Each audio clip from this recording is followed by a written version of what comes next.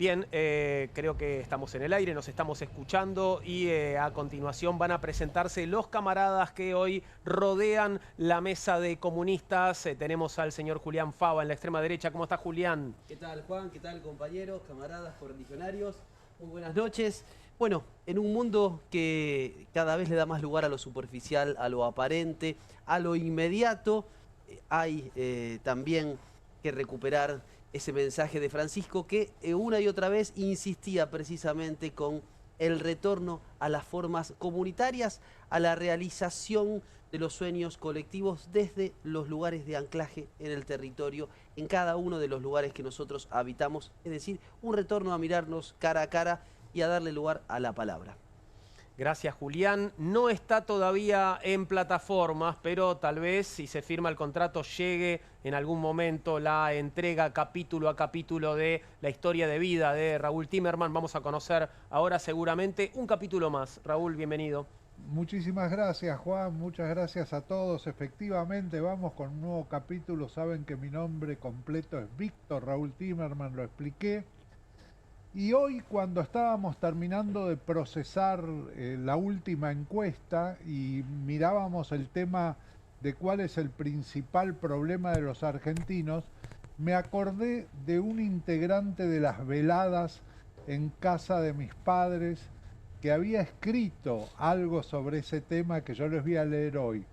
En esas veladas eran un grupo de amigos: Abraya Rottenberg y Dina Roth, los padres de Cecilia, Jacobo y Rilla Timerman, Jacobo hermano de mi papá, mis padres, Bume y Tobá Fundia, y Tomasito y Clara Simpson. Tomasito Simpson, Tomás Moro Simpson, es un conocido epistemólogo, y él escribió una pequeña nota en un libro hermoso que se llama Dios, el Mamboretá y la Mosca, y tiene que ver con el hecho de que la corrupción, por eso me acordé, la corrupción es el principal problema de los argentinos desde hace 4 meses y en crecimiento. El 38% de los encuestados dice el principal problema es la corrupción.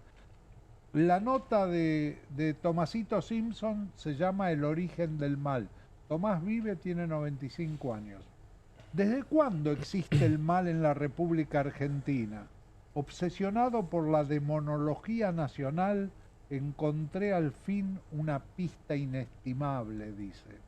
En el Weekly Bulletin de agosto de 1891 se dice textualmente: en la República Argentina, para hacer un negocio hay que comprar desde el presidente de la República hasta el último portero.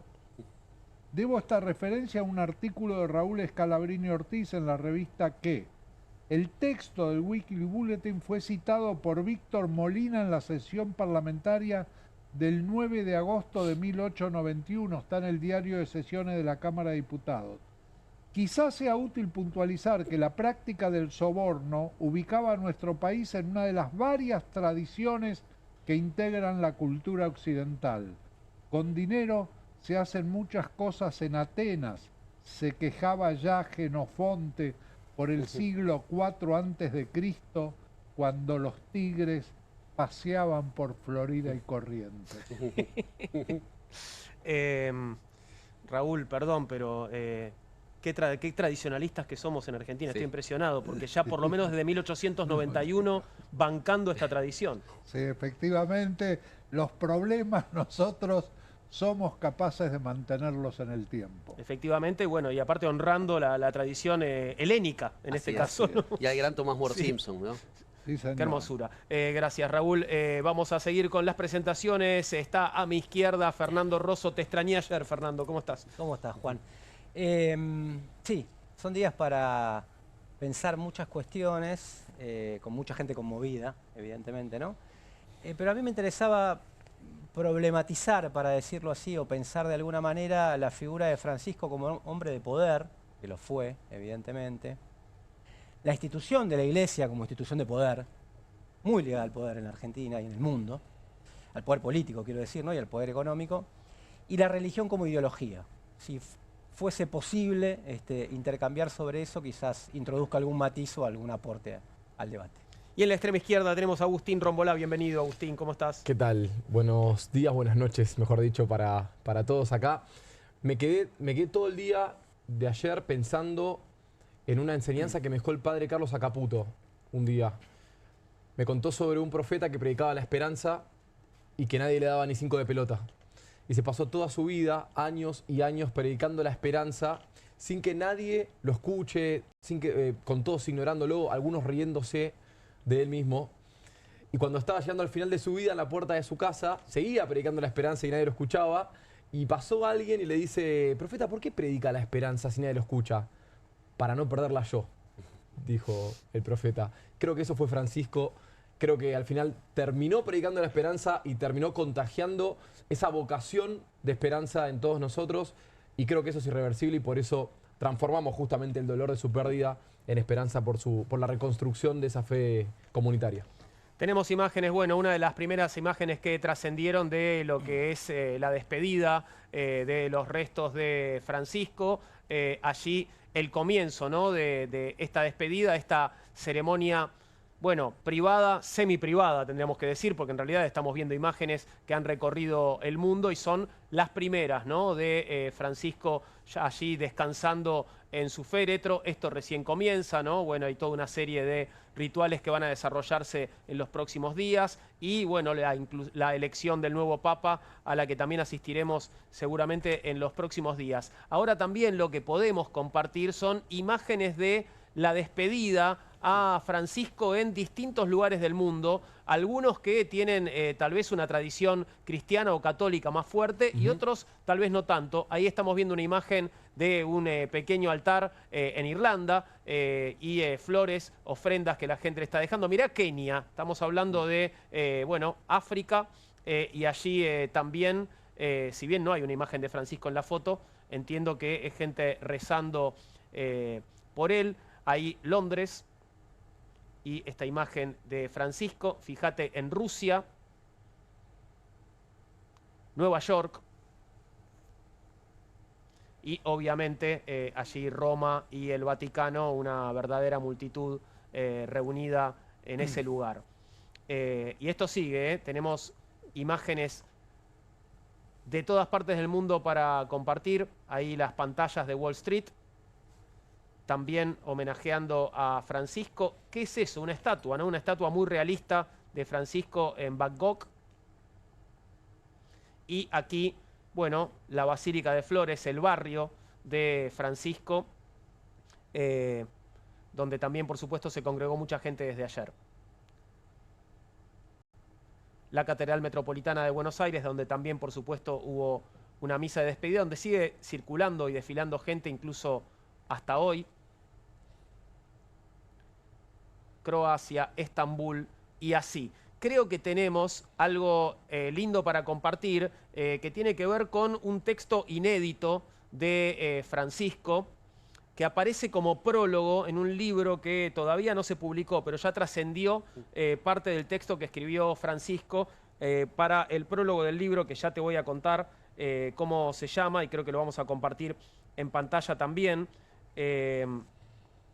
Que es el siguiente. Dame un segundito que ya te lo voy a contar. El libro lo va a editar la librería Editrice Vaticana y no estoy teniendo el título, así que si lo podemos compartir en pantalla te voy a agradecer y si no te lo cuento dentro de unos minutos. ¿Un libro sobre la vida y obra de Francisco sería? No, ese libro ahora sí lo tengo. Es el cardenal Angelo Scola, arzobispo emérito de Milán, que escribió un libro que se llama En espera de un nuevo comienzo, reflexiones sobre la vejez. Y lo que está, digamos, llamando la atención es que justamente palabras de Francisco en el prólogo refiriéndose a la vejez y a la muerte. La muerte no es el fin de todo, sino el comienzo de algo, es un nuevo inicio, escribe Francisco en el prólogo de este libro, y dice después, el título lo dice con sabiduría, es un nuevo comienzo porque la vida eterna que quienes aman ya experimentan en la tierra, en las ocupaciones cotidianas, es el inicio de algo que no tendrá fin. Y es precisamente por eso que es un nuevo comienzo, lo pone entre comillas nuevo, porque viviremos algo que nunca hemos vivido plenamente, la eternidad. Esto escribía Francisco, que encontró en el libro de Scola, dice, una combinación rara de experiencia personal y sensibilidad cultural. Subraya ahí Francisco que envejecer no es un problema en sí mismo, sino una oportunidad espiritual y humana según cómo se viva. Es cierto que envejecemos, pero ese no es el problema es cómo envejecemos. Si acogemos con gratitud y reconocimiento el tiempo, incluso largo, en el que experimentamos la disminución de las fuerzas, el aumento del cansancio corporal, los reflejos ya no iguales a los de la juventud, pues bien, incluso la vejez se convierte en una edad de vida. Y hay un pasaje especialmente significativo en el que Francisco reivindica el uso del término viejo.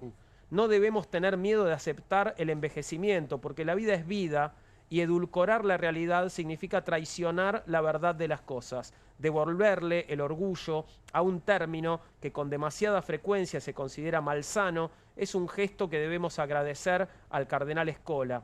Decir viejo no significa ser desechado, como a veces nos hace pensar una cultura degradada del descarte. Decir viejo, en cambio, significa decir experiencia, sabiduría, conocimiento, discernimiento, reflexión, escucha, lentitud.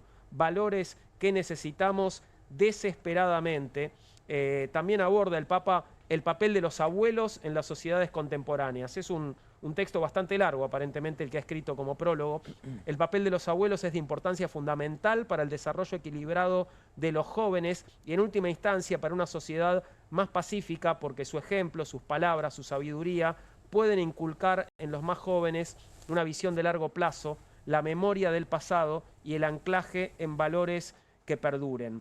Esto es parte, repito, del prólogo del Papa a el libro En espera de un nuevo comienzo, Reflexiones sobre la vejez, del cardenal Angelo Scola, que va a editarse el jueves, pasado mañana, el jueves 24 de abril.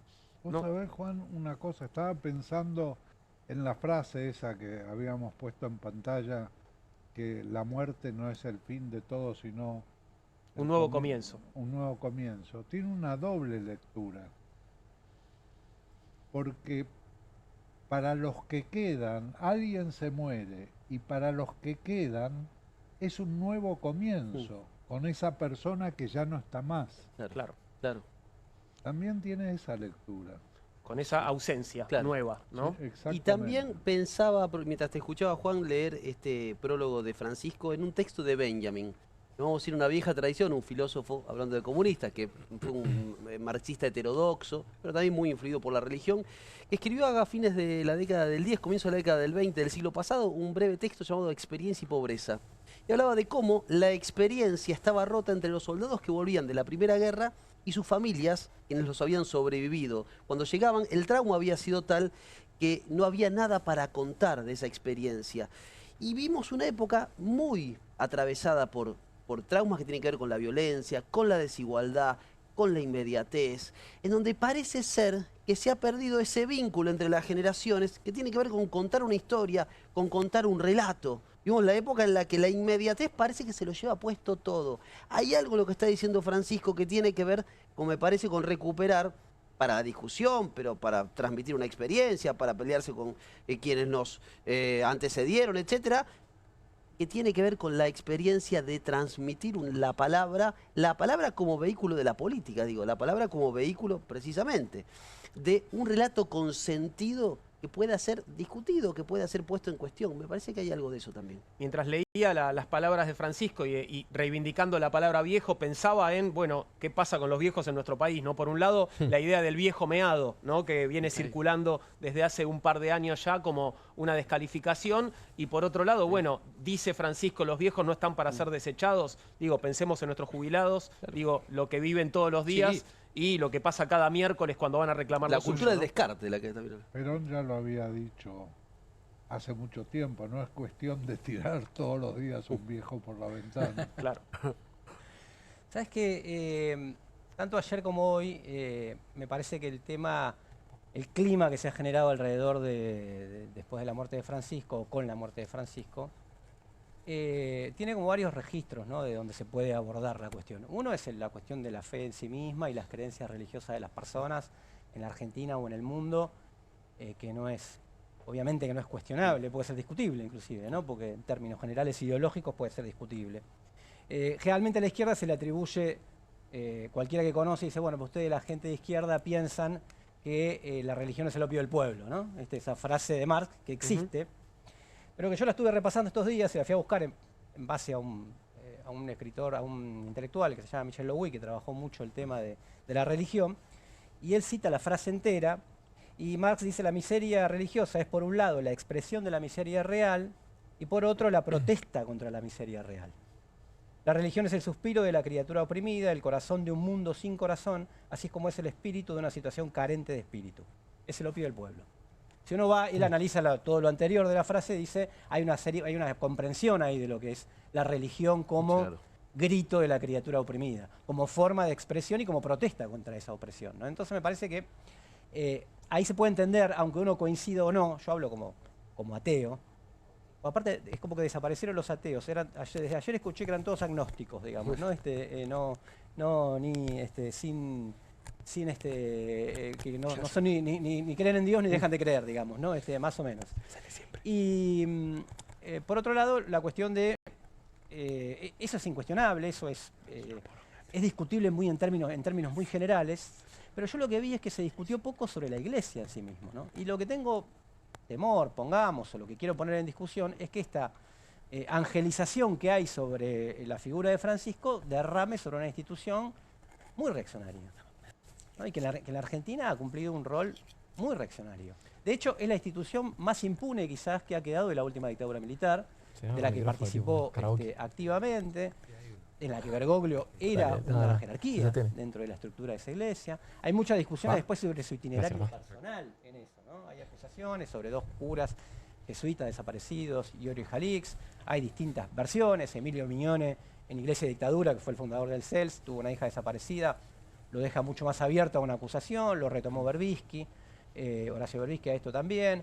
Otros dicen que no tanto. ¿Se refirió a eso Bergoglio o Francisco en algún momento? Sí. Digo, ¿ejerció algún tipo de defensa pública sobre ese tema?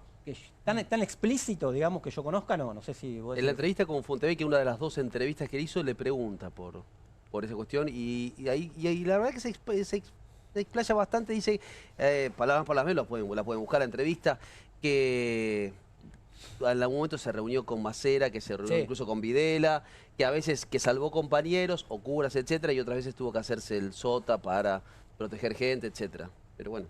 Claro, bueno, hay una discusión sobre la actitud de cada uno, una especie de la lista de Bergoglio, ¿no? Y después el lugar que se ocupaba en la institución y el rol de la institución, claro, desde ese punto de vista, ¿no? Ahora, en este momento, para no discutir específicamente sobre la persona, a mí lo que me preocupa es discutir sobre la ideología en general, sobre la institución en particular, no dejar de lado esa trayectoria siniestra que tiene la cúpula de la Iglesia Católica en la Argentina, y sobre la ideología de Francisco particularmente, lo retomaba Julián, que decía la cultura del descarte, también tiene que ver con los contextos, ¿no? Porque en los años 70, cuando Bergoglio entra a la vida religiosa y en parte a la vida política, su teología, la teología del pueblo, la teología popular, nace en cierta medida en oposición a la teología de la liberación, que era una versión más de izquierda dentro de la Iglesia, más influenciada por el pensamiento de izquierda y por el marxismo. En ese momento estaba a la derecha de esas visiones, ¿no? Y ahora, en un mundo tan copado por las ultraderechas, de hecho, todos los referentes que quedaron de la teología de la liberación, y a su derecha tenía el Opus Dei, a su izquierda la teología de la liberación y la teología popular como... Y en la concepción profunda, que creo que es la concepción que tienen figuras como la de Grabois o Juan Grabois, que también es seguidor de él, hay una idea de la cultura del descarte y del pobre como figura a ser rescatada. No sé si como figura a ser organizada autónomamente para una acción independiente. Tenía otra frase que estuve leyendo mucho a Marx sobre esto, que retoma es muy interesante y escribía muy bien, que dice: el pobre es el proletario a quien le ha robado toda su energía, a quien le han robado toda su energía. Es discutible, porque en un mundo en un mundo dominado por derecha como la que gobierna nuestro país, en la cual te dicen a los pobres que se jodan, digamos, cualquiera que dice que ser rescatados, obviamente uno dice, Claro. bueno, qué bien. Ahora, en relación a la posibilidad de una transformación más general y de los sujetos autónomos, de que puedan ganar autonomía en su organización, puedan representarse, autorrepresentarse políticamente, intervenir de manera más potente en la vida pública, yo discutiría mucho esa, Sí, esa yo ahí en idea, ¿no? Francisco veo algo más, si querés, no tanto como el pensamiento de Grabois, que coincido, esa cuestión salvífica y desigual, que aparece muchas veces en los testimonios de Grabois o las formas de expresarse de Grabois respecto a cuestiones de la desigualdad, de la pobreza, etcétera. Digo, salvífico y desigual. En el caso de Francisco, a partir de por algunas de sus encíclicas y de las entrevistas, que la verdad que las entrevistas que le han hecho a Francisco y él en las entrevistas ya como papa, son muy didácticas, ¿no? Yo lo veo más casi, una cuestión casi como de un primer peronismo a Francisco. Digo, ni teología de la liberación, ni una suerte de integrismo católico. No, lo veo más incentivando la organización casi como local, digo, porque como local, como territorial, lo veo ahí como si vamos a decir cuál es el texto con el que podría dialogar es con la comunidad organizada de Perón. Claramente no hay un pensamiento de teología de la liberación en Francisco, y tampoco, digo, ya se ha declarado, nunca perteneció a Guardia de Hierro, etcétera. Pero es cierto que él llega a filósofos, dicho por él, ¿no? Como Cush, a través de Amelia Podetti, que fue un cuadro de Guardia de Hierro y de las cátedras nacionales, digo, de ese momento de la Argentina de los 60s y de los 70s. Digo, así Francisco llega, por ejemplo, al pensamiento de Cush, que es un pensamiento que Sí. lo nutre a partir de categorías como la del centro y la periferia que hemos comentado, Te llevaría a un término Digo, para que poner un es- matiz con lo que vos decís, Fernando, no, coincido con alguna cosa, pero con un matiz, te digo, llevaría a un que término, lo coincido con sí, un punto con uno. una cosita de lo que te llevaría ahí a, digamos, dialogaría ahí con el punto de cómo intervino la clase obrera bajo el primer peronismo, que sería toda una discusión larguísima, y la Gran autonomía, discusión. la resistencia y la integración, digamos, y la autonomía y la integración que logró, a una concepción de la práctica concreta de la Claro. Iglesia. Yo no digo no en el territorio, sino en el territorio para qué. Claro, exacto. Ese es Sí, el sí. contenido, Sí, ¿no? claro. La otra arista es cuando cuestiones como el aborto, en la cual dijo, qué sé yo, es como llamar a un sicario. Claro. ¿No? Practicar el aborto es como llamar a un sicario. Palabra del Papa Francisco. Sí. O la unión de homosexuales, etc. Ahora, ya conocemos, ¿no? Te O sea, detengo ahí, digamos, ¿qué podés hacer? Digo, por supuesto que estoy con vos, digo, estoy a favor del aborto legal, gratuito y seguro y del matrimonio igualitario, pero ¿qué podés esperar de un líder de Claro. una institución reaccionaria, como bien decías, como es la Iglesia? Claro, Digo, no. me pregunto una vez más. Después sí hubo una apertura hacia cuando fue una chica no binaria, o un chico no binario, un chico Sí. no binario, Sí, y sí. se pronunció sobre también Apareció los en gays. todo caso la misericordia. Apareció la misericordia Claro. como diciendo, ¿quién soy yo para jugar? Ahí se puso con un lugar sí, como, hay- bueno. vos te Pero tenés digo, que ir- Claro. hablamos de papas Digo, posibles, claro. digamos, No, no, no, exacto. digo, Ya, papas ya, posibles. ya. Dentro Ya. de los papas posibles, fue un papa. probablemente estuvo en el sector más progresista de Claro. lo que hubo en el último tiempo.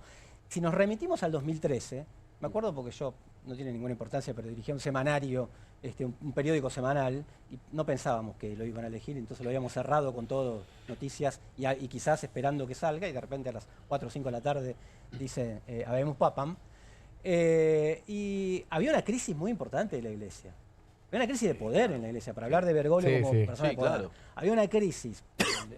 Ahora no hablas de la Iglesia argentina, sino de la Iglesia la de Roma. De Roma. Y Ratzinger renuncia, de hecho, en gran parte por la una pésima cosa administración de rarísima, poder. claro, que renuncia Ratzinger por el encubrimiento de la pedofilia, Claro. por problemas de guita con la banca vaticana. Claro, Sí. totalmente. Y se da una salida que es muy común, esto porque lo puedo pensar desde este lugar también, ¿no? Digamos, despojado de toda la cuestión religiosa de la fe, sino desde el punto de vista político, se da una salida que también se da en la Argentina y en muchas crisis políticas, se va a buscar a alguien ajeno, excéntrico, lejano del centro. Entonces, el mismo Papa lo dijo, vine desde el sur y lo fueron a buscar para tratar de solucionar este problema. Y por la pérdida de fieles que Claro. tenía la Iglesia en el mundo. Lo que señalaba semana ayer a propósito del crecimiento Exactamente, de los... que no las ha recuperado Claro. cualitativamente. También digo en términos ya de sus propios objetivos, ¿no? Claro. Ahora sí, por eso yo te trataba de poner el contexto. Un contexto era los años 70, en donde había experiencias tan radicalizadas que inclusive habían cautivado a fracciones de la Iglesia y habían dado la teología de la liberación, y en este contexto, donde la situación está en la derecha, que queda como esto. Ahora, si uno tiene una mirada objetiva, digamos, y no solamente justificada de acuerdo al contexto, su política su orientación político-ideológica, para mí es muy discutible en muchos aspectos, ¿no? Agustín, estás muy callado. No, estaba escuchando, parece un debate muy interesante. Me quedé bastante con lo que dijiste vos, digo, es el Papa más, no sé si revolucionario, pero sí reformista que se pudo tener, digo. El Laudato Si es una muestra bastante clara, digo, que el Vaticano hable de la casa común y emita toda una encíclica dedicada al cuidado del medio ambiente, a políticas ambientalistas. Lo que nombraba Juli antes, el documental Amén, es el documental al que hace referencia, en donde habla con personas de la juventud, LGBT, personas trans, en donde hay, me parece, una consolidación de la erradicación definitiva. No sé, habrá que ver la tasa de éxito real, ¿no? Pero de los casos de pedofilia, de una persecución contra la corrupción. Incorporó mujeres a la administración, si se quiere, de lo que es los altos mandos del Vaticano. Dentro, por supuesto, de una estructura en términos políticos obsoleta. En la que seguramente es muy difícil mover cosas, además, claro, ¿no? digo, entonces me parece que dentro de todas esas limitaciones, creo que por lo menos se logró algo, digo. Y creo, sobre todo me refiero a la incidencia que tiene acá en Argentina. Esta gran discusión de ¿y por qué nunca vino al país? ¿Y por qué nunca se acercó, visitó 4 veces Brasil, 2 veces... Digo, creo que hasta incluso ese tipo de gestos a él lo termina enalteciendo. Porque conociendo los medios de comunicación de acá, primero esto hubiera sido una carnicería. Digo, no sé, me imagino en un ejercicio contrafáctico cuando parecía que venía en 2018, él lo dijo, estuvo a punto de venir. Sí, La nación más, perdón si pero digo, medios oficialistas diciendo respaldo del Vaticano a Mauricio Macri, ¿no? Digo, sería extraño. Y me parece que, y por otro lado, otros canales criticándolo, como lo han criticado, digo, recuerdo tapas de diarios, Dios mío, diciendo, sí, ¿no? Claro. Ubicando Ay, Dios. a Francisco Sí. con la dictadura que recién hablaba y su rol en la dictadura, digo. Me parece que dentro de lo posible, yo creo que rompió las barreras de lo posible, incluso dentro de la organización de lo que significa el Vaticano. Creo que no le salió barato, me parece que se gestó y creo que lo vamos a ver ahora. Se gestó una oposición conservadora muy pero muy fuerte dentro de lo que es el Colegio Cardenalicio. Pasó ahora que un cardenal que él expulsó por administración fraudulenta, volvió y dijo, miren que yo tengo los papeles al día y quiere votar. Los famosos 108 cardenales que nombra Francisco al final no alcanzan para el quórum. Todo parece indicar que nos vamos a un tipo moderado, más tirando para el lado conservador. Y creo que también en esa evolución de los hechos vamos a poder ver y valorar lo que hizo el Papa Francisco. De vuelta, no solamente de los actos administrativos de gobierno de él, sino de la demanda. Yo no soy católico, digo, yo no pertenezco, tengo los sacramentos hechos, pero no soy de la Iglesia Católica Apostólica Romana. Soy religioso, no soy católico. Y creo que despertó ese germen en nosotros de empezar a pedirle a organizaciones como la Iglesia Católica y para dentro nuestro, como una misión humanista, el desarrollo, la construcción de la cultura de la comunidad, de la cultura de lo compartido y sobre todo, me encantó a mí la frase, la del pobre es el proletario a quien le han robado toda su energía, porque me parece que en este momento es absolutamente precisa y creo que también debe rescatarse incluso en procesos políticos que no compartan los grandes trazos. Estaba pensando, me estaba acordando del texto de Simpson que leías al principio, Raúl, para, bueno, ir de Argentina al Vaticano, y me pregunto si en el Vaticano hay que comprar desde el Papa hasta el último portero. La verdad que no conozco tanto del Vaticano. Quiero puntualizar algo respecto a lo que dijo Fernando, que lo habrían llevado para ordenar las cosas. Yo te diría, primero eligieron a un jesuita. Los jesuitas son estructuras jerárquicas donde saben mandar. Y de Francisco, una de las cosas que se dijo de entrada en el Vaticano, no sé bien si va a poder hacer todo lo que se propone, pero que manda, manda. Bueno, y Fernando, perdón, trae una dimensión muy interesante, que es el vínculo entre la política y lo religioso en general, digo, y la fe, podríamos decir, no religioso, y la fe, entre la política y la fe. Y ahí hay algo, hay una dimensión que es una vieja disputa que en Argentina el peronismo tuvo una disputa respecto del lugar simbólico de la fe.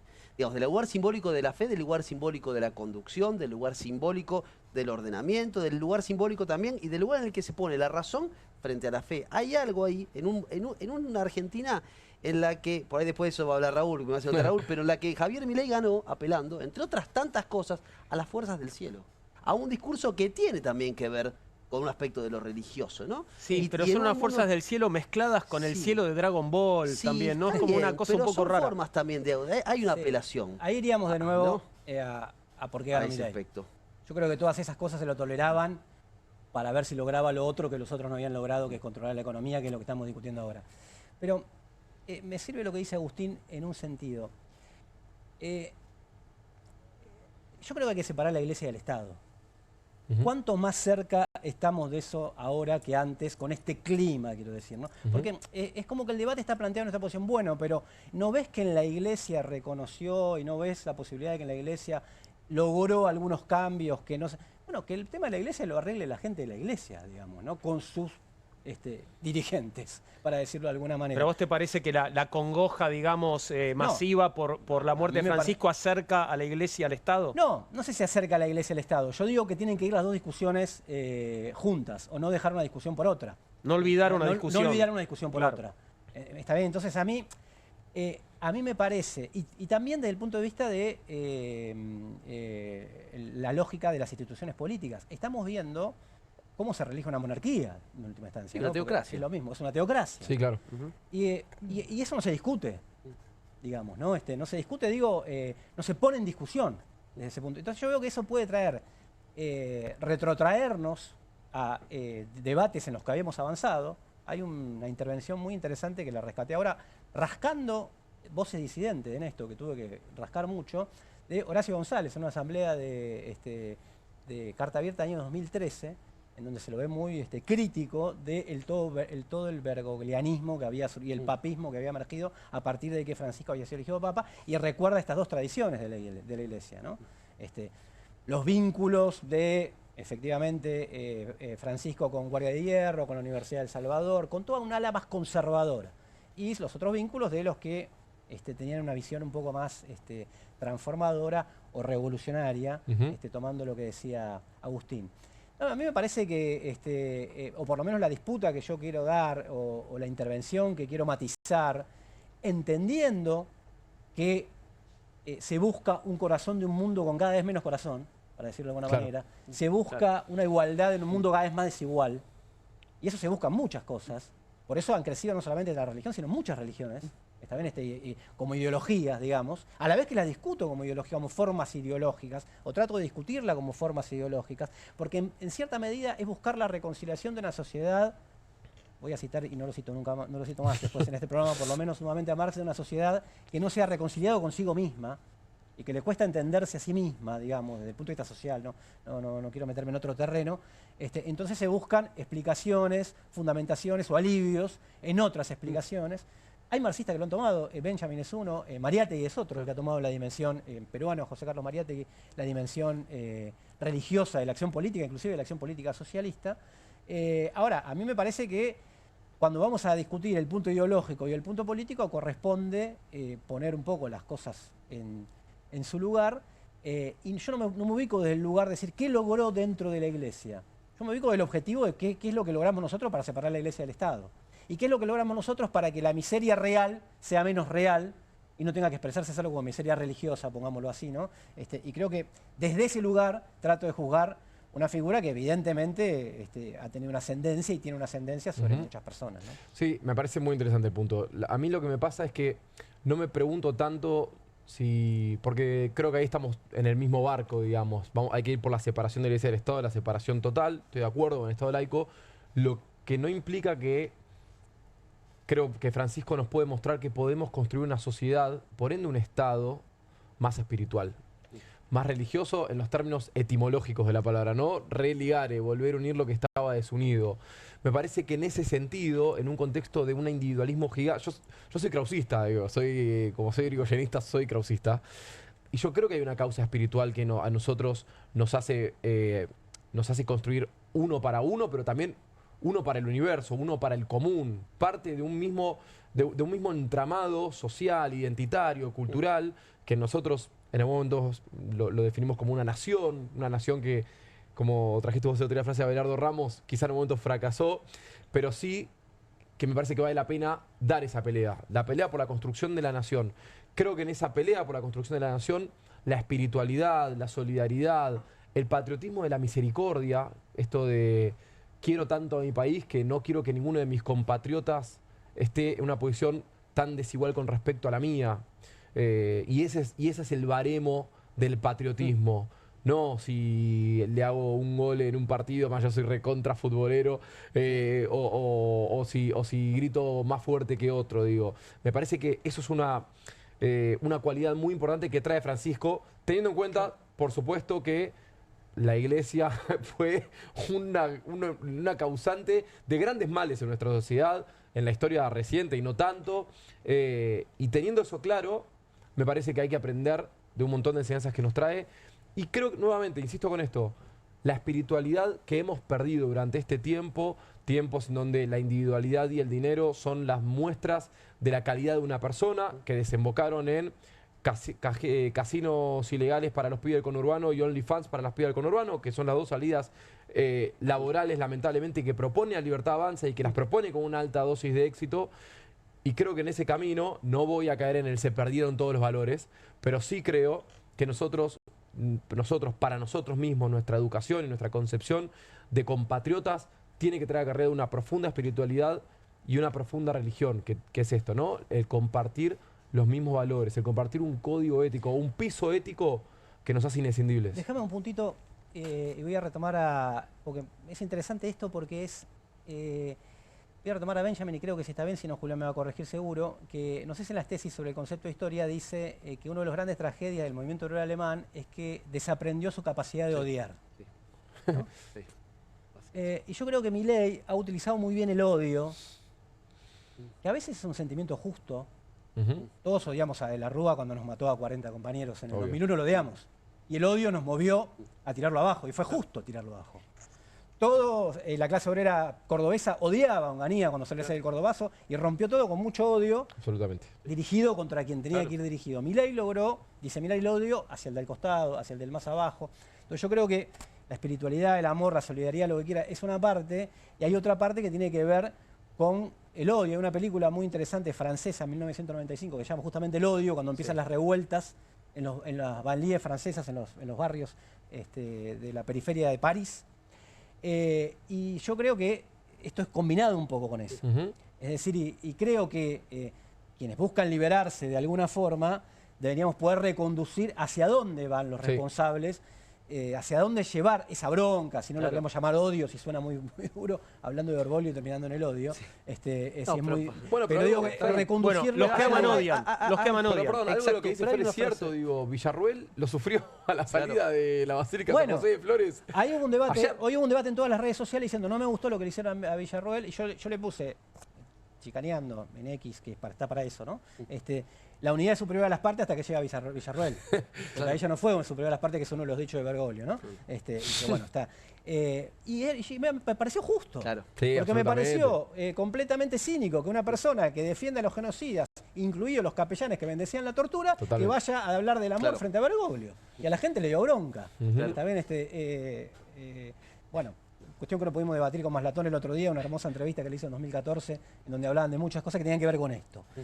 Bueno, a mí me parece que ahí hay una dimensión que tiene que ver con el conflicto, que tiene que ver con la lucha legítima, que tiene que ver con las pasiones que desatan la lucha, que solo el amor, solo la solidaridad, solo estos valores que también están, no alcanzan para decir, bueno, ¿qué propuesta de liberación vamos a lograr para la gente que quiere liberarse, digamos, ¿no? Para decirlo así en general. Bueno, y te voy a tirar un centro, Fer, porque hablando de las tesis de Benjamin, la primera de las tesis de filosofía y la historia de Benjamin plantea una partida de ajedrez en la que hay dos oponentes. Uno de los oponentes se llama llamado materialismo dialéctico. Tiene que jugar una partida contra los opresores, contra el gran capital, etc. Y juega esa partida, pero debajo de esa de ese tablero hay una vieja y fea que no debe dejarse ver nunca, pero sin la cual el materialismo dialéctico no ganará nunca la partida. Esa vieja se llama teología, ¿no? Y hay algo ahí que tiene que ver, ¿no? Con el espíritu. Vamos a revisar un poquito qué pasa con la fe, qué pasa con las creencias de los argentinos y qué pasa con la práctica de esa fe, ¿no? Tiene que ver con las encuestas que nos ha traído Raúl esta noche, son muy interesantes y quisiera compartir la primera de ellas, Raúl. Los argentinos más creyentes que practicantes figura como título. Bueno, primero digamos que esto se refiere a creencias sociales, un estudio, una investigación social del grupo Pulsar de la UBA, que lo viene haciendo sistemáticamente.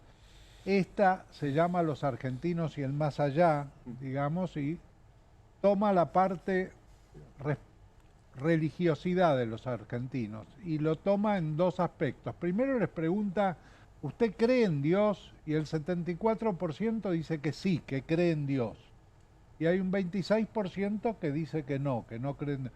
Un poco la tesis de Agustín, digamos, Agustín es creyente, pero no practica la religiosidad. Exacto. Después se le pregunta si en su vida cotidiana reza. Todos los días 31%, alguna vez a la semana 17%. O sea, 48 reza, 46 no reza, mitad y mitad. 48 reza, o sea, del 74 que cree en Dios, hay solamente un 48 que reza. La mitad, digamos. Claro. La mitad reza. O sea, creen en Dios, pero no le piden nada, no le agradecen nada, no dialogan con Dios, digamos. Pero fíjate una cosa, no, dialogar con Dios no. Y si Dios te contesta, es un diálogo. Si no te contesta, no. Pero en general, sí, yo creo que los hay una vieja anécdota. No dialogan. Estaba Voltaire parado con un amigo y pasa un cortejo Casi fúnebre. No, Raúl, pero antes que responda, Raúl, Pará. un chiste antes que responda. Pasa un cortejo fúnebre, estaba Voltaire, el filósofo, con un amigo, y Voltaire se quita el sombrero. Y el amigo le dice, ¿qué pasa? ¿Te reconciliaste con Dios? Más o menos, nos saludamos, pero no nos hablamos.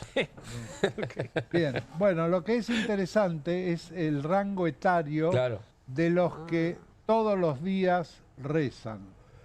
50 a 75 años, 39%, mientras que los más jóvenes, 23%. Y los que no lo hacen nunca, 47% son jóvenes, de 18 a 29 años. claro. O sea, es como, digamos que la práctica religiosa en términos diarios o frecuentes va quedando para la gente de mayor edad y los nuevos ingresantes no la practican de la misma manera. Es también la pertenencia a la institución religiosa, ¿no? Lo que está en juego ahí, ¿no? Porque ahí se trata de gente que asiste a la iglesia seguramente, o bueno, o al templo, o a donde sea, porque aquí no estamos hablando de una religión en particular, ¿no? No, por supuesto, el 74 te dice que cree en Dios, y vos fijate una cosa, el 50% aproximadamente de la población argentina es católica, y el 20% de la población argentina es alguna de las religiones evangélicas, digamos. Y ahí ya te da el 70% de los que creen en Dios. Después hay un 20% que es agnóstico o ateo. Esa es más o menos... Y después hay religiones, digamos, religiones menores, sí, por supuesto. Bueno, esta es la situación respecto a los argentinos que creen y a los que practican. Esta es muy linda, ¿eh? Mirá qué pregunta, Raúl. En su vida diaria, en su vida cotidiana. Sí. ¿Usted cree en milagros? Y el 68% dice que sí, que cree en milagros. Claro. Y es la gente que llega a fin de mes, ¿no? Y dice, bueno, la verdad que se dio un milagro, ¿no? Yo después de Hugo Orlando Gatti también. Claro. Para homenajearlo también a otro que se fue, también creí. Totalmente. Algunos milagros hubo ahí. En milagros vos decís que las atajadas o los goles. Claro, exactamente. Vos sabés que hace mucho, hace 4 o 5 años, no me acuerdo, una vez se la volví a pedir a Gustavo Córdoba, había hecho una encuesta sobre las creencias de los argentinos, pero las creencias en cosas poco creíbles. Y el 11% de los encuestados creía que la Tierra es plana.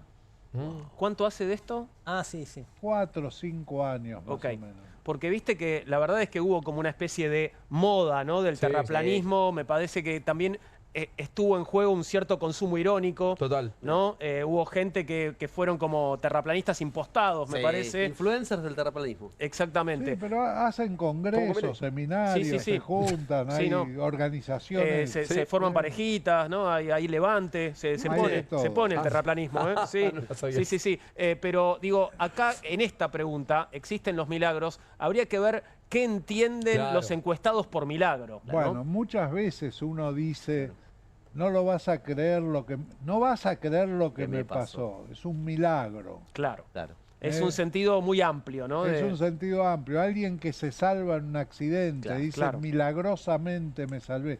O sea, el uso de milagro es un uso de la vida cotidiana y es algo, en general uno agradece, los milagros son buenos, no hay milagros malos, ¿no? Claro. Uno agradece Claro, los totalmente. milagros. No sabés lo que me pasó, el Fondo Monetario nos va a dar 20 lucas, le dijo Caputo. Claro. ¡Milagro! Caputo que sí, No, respuesta. milagro es lo que va a suceder ahora, que Estados Unidos con la banca Dicen que va a norteamericana haber una línea de va a crédito. seguir apoyando, ¿no es Ay, qué cierto? miedo me da eso. Mirá qué interesante esta. ¿Quiénes rezan a diario creen más en la vida después de la muerte? Y obviamente, si no, ¿para qué rezan, no? Perdón, pero... El que reza todos los días, hay un 60% que cree que hay vida después de la muerte. Bien, y por las dudas Y trabaja. Por las dudas el Sí, che, sí. acordate de mí, Acordate de mí. mirá que acá estoy. Sí. Reza alguna vez 42, no reza nunca 39, no sabe, no contesta, menos todavía. Pero, digamos, es importante el número de gente que cree que hay vida después de la muerte. Claro. Una vez más, ahí habría que ver en qué consiste esa Claro. vida después de la muerte, ¿no? Porque uno podría pensar, por ejemplo, en la reencarnación, Claro. o uno podría pensar en la vuelta al hogar del padre, como se Claro. viene hablando a propósito de la muerte de Francisco, o la reintegración, una suerte de conciencia Exacto. colectiva, Claro, en fin, absolutamente. distintas versiones, ¿no? Pero mira esto, esta es otra, ¿no? La cambiamos. Sí, la Sí. muerte es el final, la mitad cree que no. ¿Qué tan de acuerdo está usted con la frase hay vida después de la muerte? Acá se le pregunta Claro. qué tan de acuerdo está, no ya si son los que rezan o no rezan. Ujú. Y el 47% está de acuerdo y el 45% no, es mitad y mitad de nuevo. Sí. Esto ya lo Los que sabíamos por creen que Novarecio. están de acuerdo o Claro. no. Por Lo las que es entrevistas de interesante es que hay más gente en Pero el que- pero- AMBA pero de está vivo, acuerdo. ¿o no? No, pero Claro. viste que terminaba las entrevistas. Ah, ok. Sí. Preguntándole, Pregunta, sí. era una pregunta del final. Sí. Incisivo. Lo que es interesante es que hay más gente en el AMBA En el que en AMBA. el interior del país que está de acuerdo, Sí. bastante de acuerdo con Uy, qué lindo esto, qué lindo Bueno, esto. Esto está hecho antes, pero hace pocos días hubo datos de que apareció Sí. una sustancia que es producida únicamente por algas marinas Exacto. en En un un exoplaneta. sí, fuera del sistema solar, lo que hace suponer que podría haber vida. Pero perdón, pero algas marinas de nuestros mares o de los mares de un exoplaneta. no, no, de un de un exoplaneta. exoplaneta. Sí. Wow. Sí. Bueno, yo ya les hablé aquí Sí, fuera me de hizo aire acordar eso. a mis Sí. colegas, a mis camaradas de las esporas de los hongos que aparentemente pueden viajar a través del espacio exterior, con lo cual podríamos Joder. suponer que los hongos no vienen de este planeta, son de este sino que planeta. llegaron de algún otro lugar. Y qué ricos que son. Pero bueno, Total. entonces, muy de acuerdo, tenemos un 25 y bastante de acuerdo un 26, 51% cree que existe vida en otros planetas. Cree que existe vida en otros Y los planetas. más Pero vos jóvenes más que los fijate más grandes, ¿no? Sí. que en casi todo tenés la división mitad y Sí, mitad. es verdad. Es verdad. ¿No es cierto? Mitad de la gente cree, mitad de la gente no cree. Pero como dice Agustín, la diferencia etaria acá se nota. Ahí hay un... Perdón, Sí. que interprete, perdón, que me meta en la conducción. No, por perdón. favor. Porque ahí hay una cosa interesante, muy o bastante de acuerdo, edad, y después dice primaria, secundaria, Sí. terciario universitario. Secundaria, terciario universitario, el 51% de las personas que tienen estudios universitarios cree, efectivamente está de acuerdo con que hay vida después de la muerte, y de la gente que tiene estudios primarios el 30%. Poco. Así es. Conforme uno estudia más, Es una muestra de la crisis de la universidad pública. Pero pero detengámonos aquí más allá del chiste. Digo, una vez más, ¿por qué pensar que la vida Claro. en el universo solamente está en este planeta? Digo, no digo que absolutamente, vayamos a encontrarnos absolutamente, no es viaje a las estrellas, Sí, digo, no es que nos vamos a encontrar la con frase- monstruitos y esto, pero digo, Claro. pueden existir otras Pueden formas de tener vida. Más herramienta para pensarlo, sí. La muestra más clara de que existe vida en otros planetas es que nunca nos visitaron. Esa, Bueno, eso tampoco está probado. Hay Eso tampoco está probado. abducidos. No pensé que fuéramos a llegar a hablar de esto. Sí, La verdad que estoy bueno. impresionado. Bueno, y esta, Raúl, qué lindo esto. Sí, en su vida cotidiana, ¿usted cree en fantasmas o espíritus? Y bueno, si los votamos, Vos, 39% cree, o sea, Fantasmas en todos los es días. 40-60. 60 no cree, 40 cree. Perdón, pero Que hay Mechi, nuestra fantasmas o compañera espíritus. Mercedes Alzando, dice, bien el camarada Juan Di Natale bancando al mundo. Bancando al mundo de los hongos. Dice. Ah, el de los hongos. El de los hongos, bien. y bueno, espero que te vaya bien. Mercedes, bueno, 59% cree que no existen los fantasmas ni los espíritus. No Sí, puedo preguntar en qué realidad hongo. lo interesante ¿Cómo? es ¿Qué los que hongos no creen puedo que preguntar? sí existen. Lo interesante es los que creen que sí 40%. existen. Claro, claro. Evidentemente vos estás en ese 59%, Raúl, porque te veo con una actitud Escéptico. un poquito, sí, escéptica con respecto a la existencia de fantasmas y espíritus. Nos están corriendo, se ve que quieren que hablemos de otra cosa. Muy bien, perfecto. Sigue siendo la misma encuesta. Esto No es así, creemos tanto en los absolutamente. signos, pero lo conocemos más que a nuestro grupo Total, sanguíneo. Absolutamente. Sí. ¿Sabe cuál es su signo del zodíaco? El 95% Pero claro. lo sabe. Y su grupo sanguíneo el 90% Increíble. lo sabe. Bueno, Absolutamente. también quiero decir que circula más información Sí. con respecto a los signos del zodíaco que con respecto a los Sí, grupos claro, sanguíneos. es verdad. Vos te encontrás con el horóscopo en cualquier publicación Claro, y te claro, dice claro. de qué día a qué día va cada Totalmente, signo sí. y ahí encontrás tu signo. No, El no, grupo no es tan sanguíneo difícil. Grupo sanguíneo te tenés que pide hacerse un y- análisis o claro. acordarte. total. Te voy a contar una anécdota respecto a los signos del zodíaco. Jacobo Timerman en un determinado momento dirigió el diario La Razón y trabajaba como periodista Silvina Valger. No sé si la recuerdan sí, a claro. Silvina Valger. Entonces, de pronto Jacobo le censuraba una nota, le decía, no, esto así no, Silvina, hay que reescribirlo, hay que escribirlo de otra manera, ¿no? O la mandaba a hacer una nota que a ella no le gustaba. Ella era la encargada de los signos del zodíaco en el diario. Hacía el Le horóscopo. agarraba el signo de Jacobo y siempre cosas le malas. ponía cosas malas.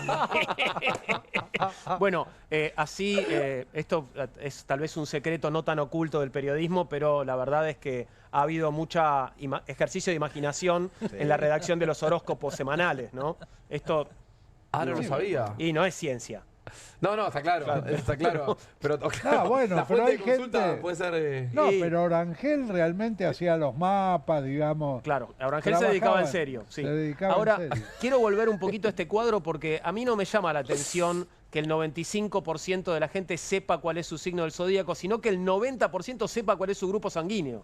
Acá, Sí. por ejemplo, ¿cuántos No, de ustedes saben yo cuál lo es? Yo sé. sí, No. yo lo sé. ¿Vos no lo sabés? No, no lo ¿Vos lo sé. sabés? Grupo Yo 0 estaba- RH negativo. Tengo una cosa, estaba por nacer mi hija y me preguntaron así, ¿usted qué Lo grupo mismo. sanguíneo es? Y te lo debo, le digo. Claro. Pero si me preguntaban el signo, le decía Géminis. Y me enteré Claro. ahí. Bueno, Mirá. acá la encuesta da que el 60% no sabe sé. cuál es su ¿Vos, grupo Juan, no lo sanguíneo sabés porque yo tampoco? me incluyo. ¿No lo Sí. sabés? Yo lo supe, pero me olvidé. Lo mismo. Claro. Nació mi pibe y después me... Pero no hay tantos grupos Claro, sanguíneos. son 6. No, pará, cero positivo. Seis. Claro. Sí, pero no Tenés hay el tantos. positivo Vos porque negativo. tenés muchos datos en la negativo, cabeza y lo cero. incorporás, Raúl. No, 8, claro. 8 son. A, B, 0, todo positivo negativo, 8. Es un montón. Es un Bueno, montón. la cuestión es que es gente que le interesa mucho o algo el signo Claro. del zodíaco, son 30%, pero sin embargo el 95% sabe cuál es su signo del zodíaco. Claro. Aunque no le interese, sabe cuál es. Y cuando agarra un horóscopo, no lee los otros No, signos, claro. busca el signo de uno. Pero yo creo que Y ahora hay busca más ahí gente- algún tipo de esperanza también, ¿no? Algún tipo, agarrarse, Cambió eso, aferrarse a alguna buena noticia, ¿no? Más, Hay más. Pero en Yo creo que va a general poder te más. dan ahora hay buenas más, noticias. más que conocen más puntos sobre esto, más información. La luna en Leo y Sí, qué sé yo. eso, Sí, es, claro. eso es la Para carta marzo. astral. Bueno, Es que se venimos de una está- temporada de Mercurio retrógrado, ¿vieron? Y, Sí, y es otras que cosas. se No institucionalizó solo la un iglesia es poquito. retrógrada, también Mercurio. El conocimiento se institucionalizó. Yo tengo amigas, sobre todo aparte está medio feminizado el tema, ¿no? ¿En qué sentido? Hay muchas más mujeres que se dedican al horóscopo Hay grandes tarotistas Buena varones carta. que también, ¿eh? hombres, como al tarot. Pero yo Sí, te digo una pero digo, ahora carta hay natal. cursos, por Mucha ejemplo. gente se ha hecho carta natal. Sí, claro. ¿no es cierto? A pesar de no creer, digamos, se hace la carta natal. No sé, digamos, pero es interesante saber las creencias de los argentinos fuera de la parte política, de la parte religiosa. Bueno, no, esto es la parte religiosa, pero son creencias, son cuestiones que tienen que ver más bien con la fe. A veces el análisis es racional y la verdad que si el análisis fuera racional siempre, Milei no sería presidente. Sí, bueno, explícame el Espíritu Santo para el Típico de análisis Scorpio. racional, ¿no? Típico de Scorpio. Sí, en fin, volvemos a Francisco, en realidad no a Francisco, sino al post-Francisco. Los invito ahora a compartir los perfiles de algunos de los posibles sucesores de Francisco. Yo les voy a mostrar imágenes y les voy a contar un poquito sobre cada uno. Y si tienen ganas me van diciendo qué les parece, cómo lo ven. Este que estamos viendo es Pietro Parolin, tiene 70 años. El cardenal Pietro Parolin es el actual secretario de Estado del Vaticano, o sea, tiene un cargo importante, ¿no? Sí. Uno de los favoritos para suceder al Papa. El italiano, con una larga trayectoria en el ámbito diplomático, es considerado un moderado. A pesar de su cercanía al poder, demostró ser un hombre de consenso, buscando soluciones diplomáticas en lugar de imponer ideologías. Tenemos que empezar a aprendernos las caritas también, Sí, ¿no? Por si realmente les va bien, gente que vamos a ver un poco más Yo seguido. Yo pondría ayer- unas fichas por este hombre. Sí. ¿A este le pones fichas? Sí, Yo ayer señor. hablé con un periodista de ¿Tenés Italia. encuestas, Raúl? No. ¿Tenés encuestas? No. ¿Sobre esto tenés encuestas? No. No, no hay encuestas. No, no. No, es muy difícil hacer encuestas. Pero una vez que estén los candidatos, vas a tener las casas de apuestas en el Sí, mundo claro.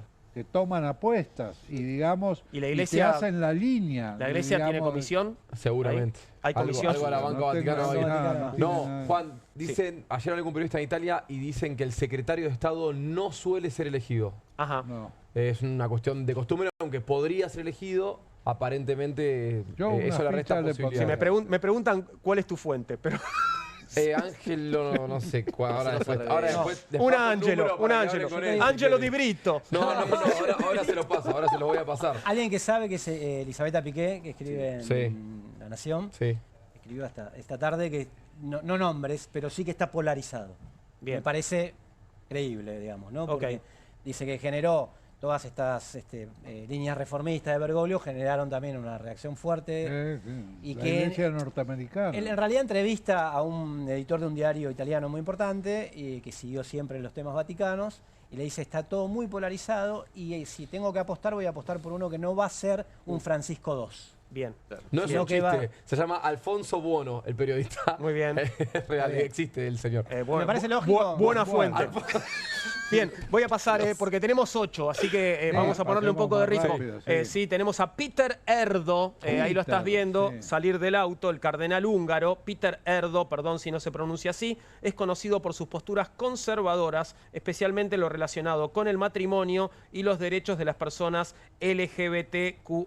O sea, todo mal. Con 72 años, ha sido una voz importante en la Iglesia Católica Europea como presidente del Consejo de Conferencias Episcopales de Europa. Su visión tradicional de la moral católica podría atraer a los sectores más conservadores de la Iglesia, pero también podría generar tensiones con quienes siguen el camino más inclusivo de Francisco. Yo le pondría unas fichas. ¿A él también? Sí. Vos le vas a apostar a todos los caballos. Vamos, me parece. claro.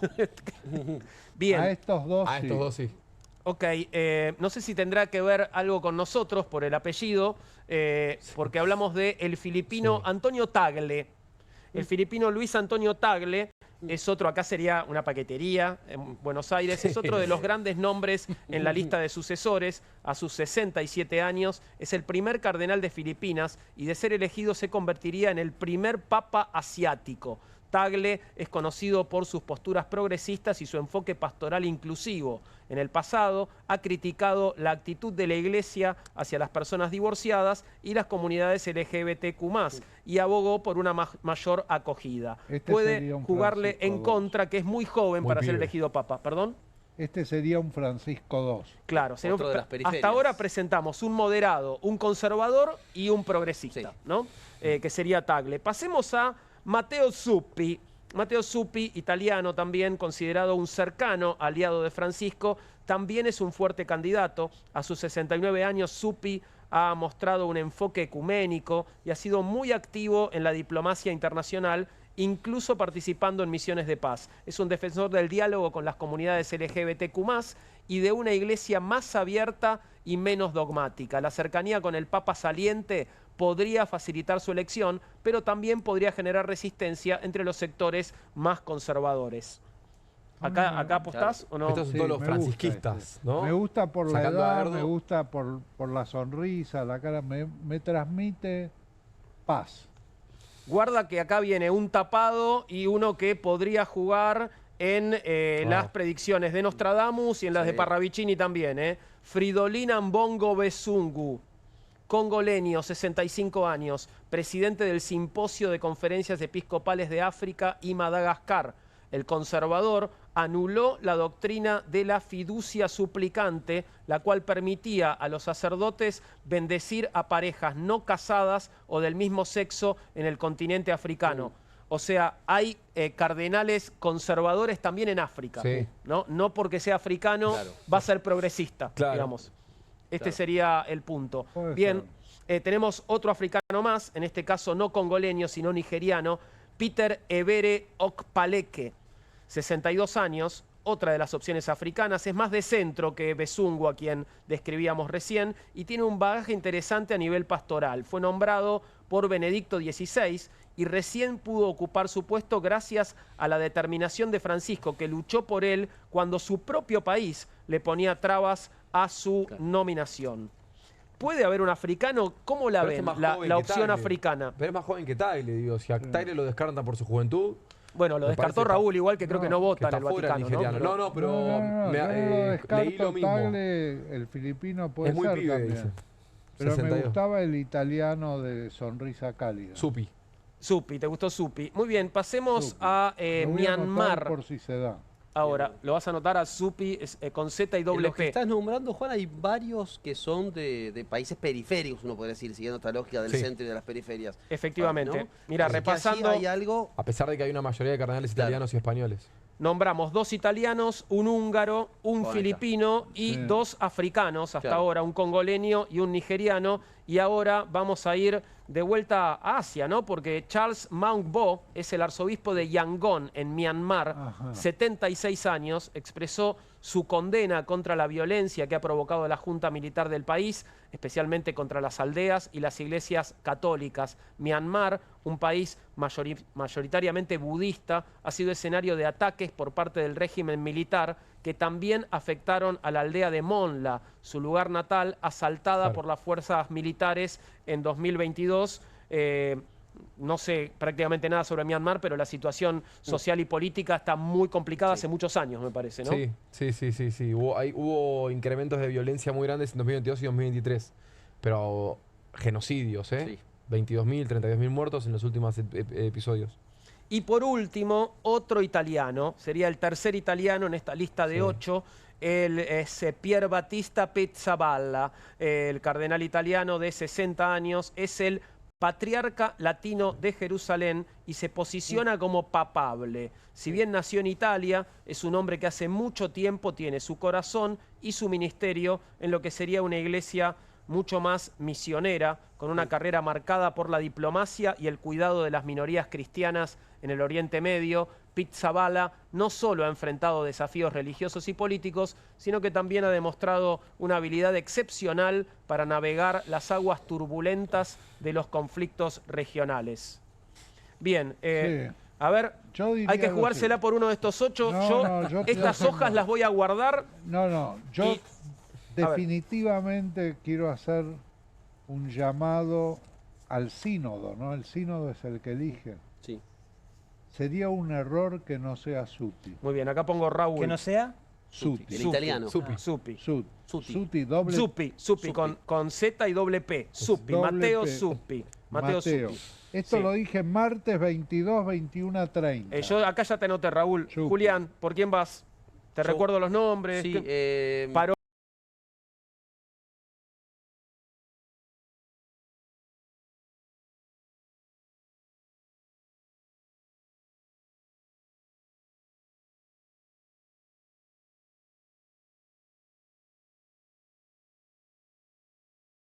Luego,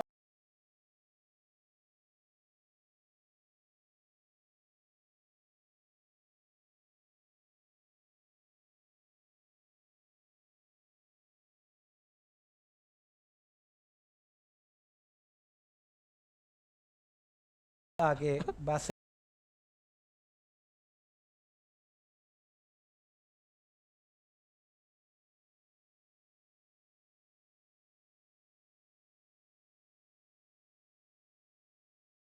polarizado.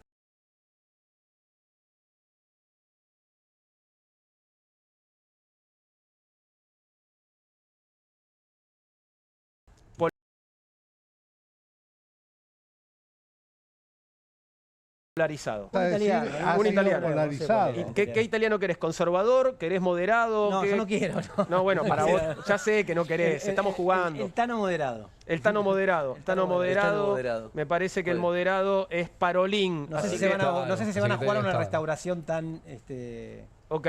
¿Qué tan decís? fuerte. Yo voy con Pizzabala también. Pizzabala. Creo que ya pasaron 3 no italianos. Sí. Y me parece que el patriarca de Jerusalén Sí. le da unas credenciales interesantes para llevarse el voto asiático. Pará, y te agrego a Robert Sara, que es el que encabeza El la dueño de las oposición tiendas, no. a Francisco, No. que es El guineano. norteamericano. Y el norteamericano Raymond Burke, que son los dos Claro. más conservadores. Robert Eso Sara no- fue el que le hicieron, para mí no lo van a hacer tampoco, pero Robert Sara fue el que dijo, Europa es un árbol que ha perdido las raíces. Y el árbol cuando pierde las raíces se muere. Y esa pérdida de raíces se dio a causa de la masiva inmigración que sufrió el continente en los últimos años. La Digo, famosa teoría del para reemplazo, en contextualizar francés. las fuerzas que se Piensa, ponen en sí. discusión en este Un contexto, ¿no? misericordioso. A mí no me parece, no me sobre parece todo. mecánico, pero sí me parece coherente la idea que plantea que de acuerdo al espíritu de la época, más o menos la iglesia encumbra a alguien que dialogue con ese Claro. espíritu. Juan Pablo II, en el momento de la caída del muro de Berlín, Ujú. para lo que trabajó, le puso mucho esfuerzo. En el momento más progresista, Francisco. Ratzinger quedó como desacompasado, Sí, ahí su sí. renuncia puede tener Sí. que ver con eso. Era un conservador en un momento más bien progresista del mundo, digamos. Y ahora también es impredecible eso. Con Ahora, ¿qué Trump, tipo? Bolsonaro, Con Trump, Milei. Bolsonaro, con Sí, Milei. ¿Saben qué? Hablando de imprevisible, Meloni.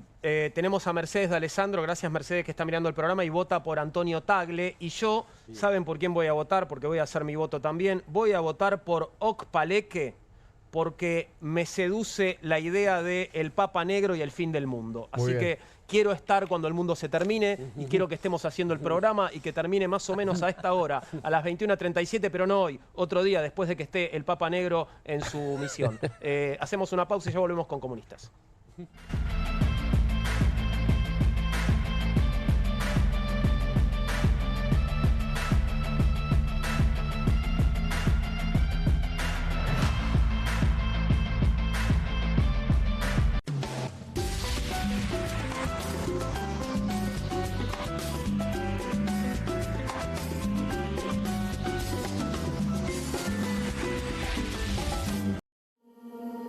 QR, con la conducción de Paulo Caruso y gran equipo.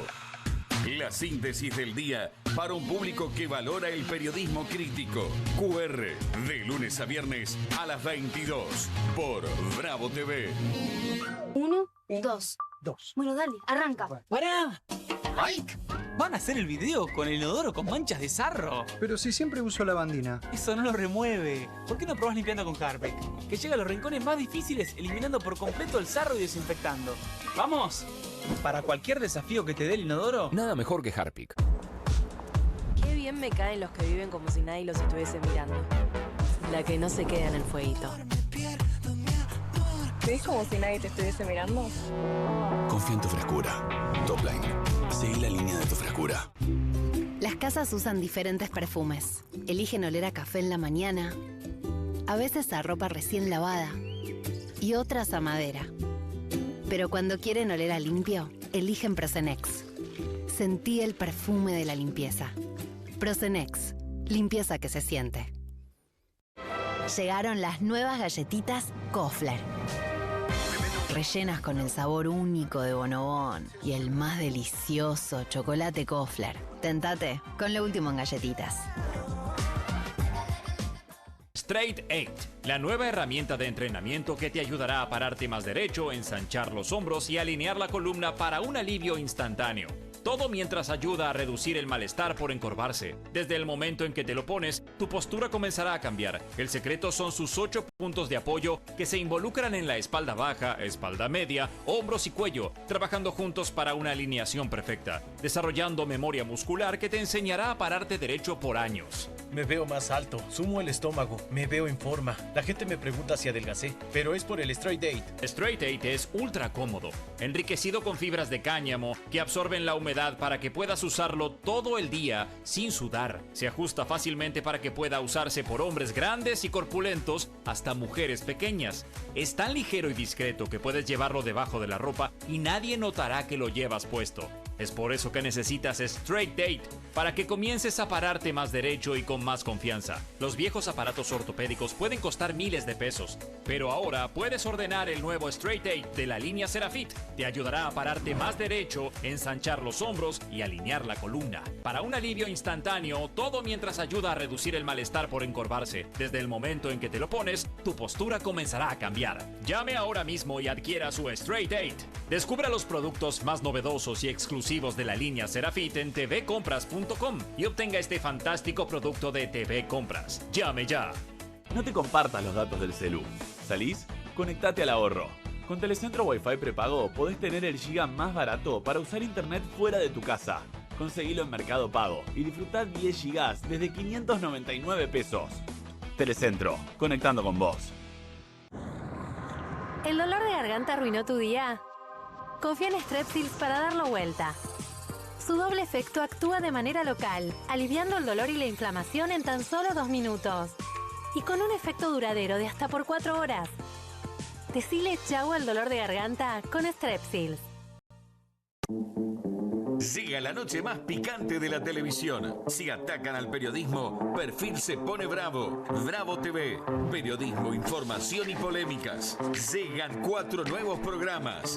Más de 50 periodistas, intelectuales, dirigentes y académicos que darán cada noche de qué hablar y pensar.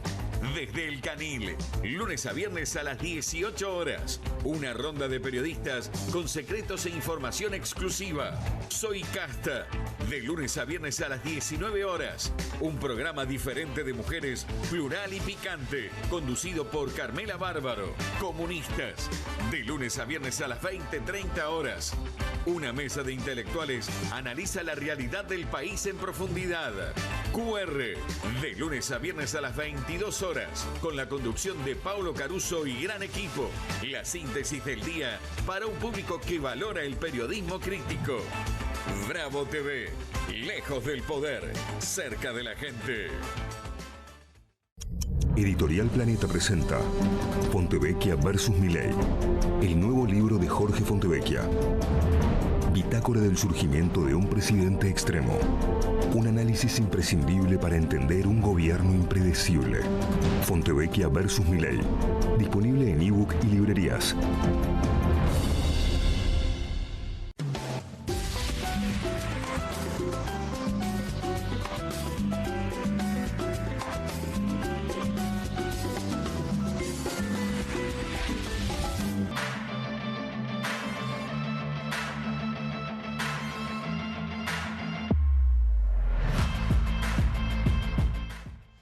Aquí estamos de vuelta a 21:43, el último tramo ya de Comunistas esta noche, y tenemos una comunicación con Juan Maquieira. Juan fue director de la Escuela de Política Fratelli Tutti de Escolas Ocurrentes, un movimiento educativo que creó Francisco en 2013. Lo habrás escuchado nombrar porque habló mucho Francisco y tuvo mucha actividad alrededor de Escolas Ocurrentes. Juan ahora es director ejecutivo de la ONG Techo Argentina, nos está escuchando y creo que vamos a verlo enseguida. Juan, ¿cómo estás? Aquí Juan Di Natale y el equipo de Comunistas te saluda, ¿todo bien? ¿Qué tal, Juan, ahí, a todo el equipo? ¿Cómo están? Muchas gracias por el llamado. No, gracias a vos, gracias por atendernos, Juan. Bueno, obviamente por tu tarea desde el año 2013 has tenido un vínculo con Francisco y quería que me contaras un poco sobre eso, ¿no? ¿Cómo fue tu trabajo, tu relación de trabajo o personal con Francisco de estos últimos 12 años? No, la verdad es que, como decían, es un día triste o son días desafiantes porque yo creo que el mundo ha perdido al primer gran líder del siglo XXI en términos globales, el primer gran humanista, y yo efectivamente tuve la oportunidad en el trabajo con Escolas Ocurrentes de ser una de las personas que estaba liderando un proyecto que lanzó Francisco y en ese sentido fue doblemente duro porque hay una especie de sensación de desamparo. Los que hemos tenido la chance de trabajar en un proyecto liderado por Francisco como es Escolas, lo hemos visto también de cerca y la simpleza, la cercanía, la generosidad, lo visionario que era también. Yo siempre recuerdo cuando nosotros lanzamos la escuela política Fratelli Tutti, era un mundo en el cual las grandes guerras todavía no estaban presentes. No había guerra en Ucrania y en Rusia, no había guerra en Israel y Palestina. Y sin embargo me acuerdo que una de las primeras cosas que le dijo a quienes eran parte de la escuela es: fíjense ahí donde hay guerra o donde está por haber guerra, y ahí es donde está fallando la política, y todo lo que sucede ahí es lo que tenemos que cambiar. Yo me acuerdo de pensar, ¿por qué le está hablando de guerra a jóvenes idealistas que quieren cambiar el mundo? Y bueno, le estaba hablando de guerra porque él ya estaba intuyendo, pensando, percibiendo que en el mundo se venía mucho de lo que estamos viendo hoy, años después de aquel momento fundacional, con lo cual es un orgullo por un lado haber sido parte de uno de tantos proyectos que él lanzó y que trabajó, y a la vez cierta sensación de desamparo, de tristeza, porque además en un mundo en el cual cada vez las dinámicas individualistas, de desigualdad, de negación de fenómenos con el cambio climático están muy en boga, y él era la gran voz que estaba diciéndole al mundo: che, guarda que la casa común se está rompiendo, guarda que si seguimos con el camino de desigualdad que estamos transitando, no hay manera que podamos desplegarnos como una humanidad y que cada uno y que cada una pueda forjar su propio destino. No hay libertad sin tierra, techo y trabajo, él siempre planteaba también, y creo que nos queda la tarea a todos y todas los que creemos en esa agenda de construir su legado, ¿no? Desde los distintos lugares que cada uno va ocupando. ¿Sentís que está en riesgo su legado? Recién hablabas de desamparo, ¿no? Fue una palabra que usaste cuando empezabas a conversar con nosotros, y digo, la ausencia de Francisco puede poner en riesgo proyectos como Escolas Ocurrentes u otros. Bueno, yo creo que organizaciones como Escolas y otras iniciativas que ha tenido el Papa, pero sobre todo Escolas, que estaba bien en el corazón de Francisco y de su papado, no hay ninguna duda que van a seguir adelante y que han echado raíces como para poder continuar. Hace unos años el Papa lanzó, por ejemplo, la Universidad del Sentido. Nosotros desde Fratelli Tutti pusimos a Fratelli Tutti dentro de la Universidad del Sentido, y hoy es uno de los proyectos que es directamente parte del Vaticano como Estado. De hecho, es la primera universidad pública del Vaticano. Ese es un proyecto que coordina Escolas Ocurrentes, y creo que lo mismo aplica para la agenda de transformación que propuso para la Iglesia y para el mundo. Obviamente sabíamos que en algún momento iba a pasar, su vida, por lo menos en este plano, no iba a ser eterna, y creo que de nuevo nos toca a nosotros, cada uno desde su lugar, y tal vez inspirando proyectos nuevos y caminando el camino que él deja trazado, continuar con los procesos que él inició. A él le gustaba mucho hablar de que el tiempo es superior al espacio y que no hay que pelearse por los espacios en política o en ningún orden de la vida.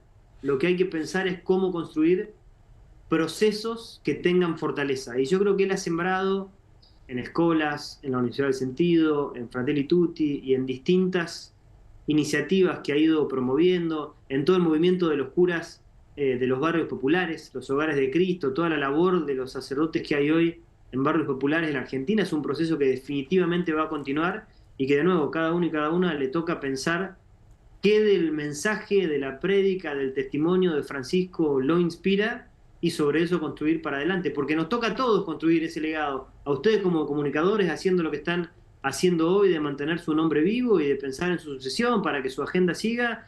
A nosotros desde el tercer sector, por ejemplo, con Techo, construyendo viviendas para familias que están en situación de emergencia habitacional y trabajando por esa tierra, techo y trabajo que él hablaba. A quien está haciendo política, promoviendo el bien común y el diálogo y el encuentro, y no tanto el conflicto y la confrontación permanente. Es muy grande la agenda que él nos dejó, y creo que la tarea que tenemos es construir ese legado.